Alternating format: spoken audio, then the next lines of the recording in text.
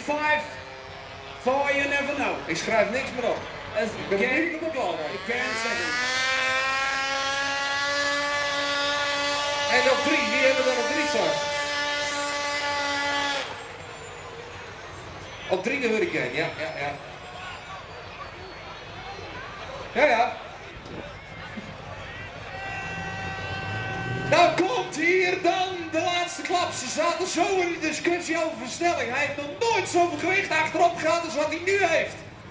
Moet ik dat zo laten, ja of nee? Net de vertwijfeling gelezen bij het team in de ogen. Letterlijk daar aan het begin van de baan. Voor alles of voor niks, want het zit erin. George Sainz.